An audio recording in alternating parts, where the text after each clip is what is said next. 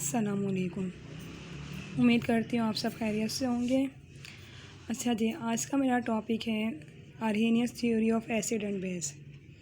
अगर आपको मेरी वीडियोस पसंद आती हैं तो आप लाइक एंड सब्सक्राइब कीजिए, और अगर आपको कहीं कोई कन्फ्यूजन है या टॉपिक समझ में नहीं आ रहा तो आप मुझे कमेंट्स में बताइए। ठीक है, तो अब आते हैं अपने टॉपिक की तरफ। लास्ट वीडियो में मैंने आपको इंट्रोडक्शन दिया था एसिड एंड बेस का। आज मैं आपके यहाँ बताऊँगी आर्हेनियस थ्योरी। जी, तो आर्हेनियस थ्योरी जो है वो प्रपोज की गई थी 1880s में। साइंटिस्ट का नाम था सेवेंटी आर्हेनियस। अच्छा, जिसने जो थ्योरी दी थी एसिड और बेस से रिलेटेड, इसने थ्योरी दी थी। इसने ये कहा था अपनी थ्योरी में कि एसिड वो सबस्टेंस होते हैं कि जब उन्हें वाटर में डिसॉल्व किया जाए तो वो हाइड्रोजन आयन प्रोड्यूस करते हैं। ठीक है, मीन्स जैसे कि अगर hydrochloric acid, nitric acid, acetic acid, ये सब एसिड है। ये जब भी आप इनको वाटर में डिसॉल्व करेंगे तो ये हाइड्रोजन आयन प्रोड्यूस करेंगे।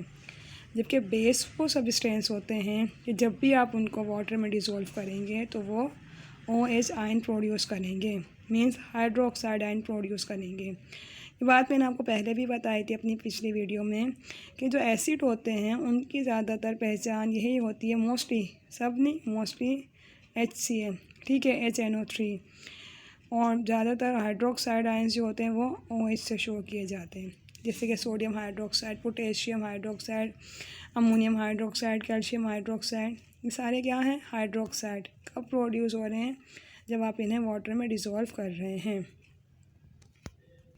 देखें, इक्वेशन की तरफ अगर हम आते हैं तो properties of acid and due to presence of hydrogen ion. अब ये हमारे पास क्या है, हाइड्रोक्लोरिक एसिड किस तरह से बिहेव कर रहा है कि हाइड्रोजन जो है वो पॉजिटिव बिहेव करेगा और क्लोरीन नेगेटिव बिहेव कर रहा है। अगर हम देखें नाइट्रिक एसिड, ये हाइड्रोजन पॉजिटिव बिहेव करेगा और NO3 नेगेटिव बिहेव कर रहा है। अगर हम प्रॉपर्टीज़ ऑफ बेस देखें, due to the presence of hydroxide ion, ये हमारे पास है सोडियम हाइड्रोक्साइड, लेकिन ये OH जो है वो हाइड्रोक्साइड का काम कर रहा है। और कैल्शियम पॉजिटिव मेटल और हाइड्रोक्साइड क्या काम कर रहा है, ये कैल्शियम हाइड्रोक्साइड, ये हमारे पास OH हमारे पास अलहदा हो जाता है। ये नेगेटिव बिहेव करेगा, ये मेटल, ये पॉजिटिव बिहेव करेगा। ठीक है, ये हमारे पास क्लोरीन गैस होती है। जब ये दोनों मिलते हैं तो क्या बनाते हैं, हाइड्रोक्लोरिक एसिड। लेकिन जब ये टूटते हैं एक्वस सॉल्यूशन में, याद रखिएगा हम बात करें एक्वस पानी वाले सॉल्यूशन की। ठीक है, एक्वस सॉल्यूशन में जब ये टूटते हैं तो क्या अलग हो जाता है, हाइड्रोजन और क्लोरीन। अब बात करेंगे हम सॉल्ट की।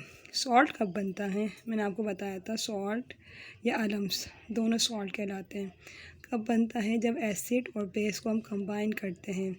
जब दोनों को कंबाइन करेंगे तो हमारे पास क्या आ जाएगा, सॉल्ट आ जाएगा। एक तो सिंपल इसका रिएक्शन ये भी होता है, ये देखिए हाइड्रोजन HOH या फिर वाटर, ठीक है ना, HOH या H2O वाटर, और क्या हमारे पास आ जाएगा Br और K, ये हमारे पास आ गया सॉल्ट।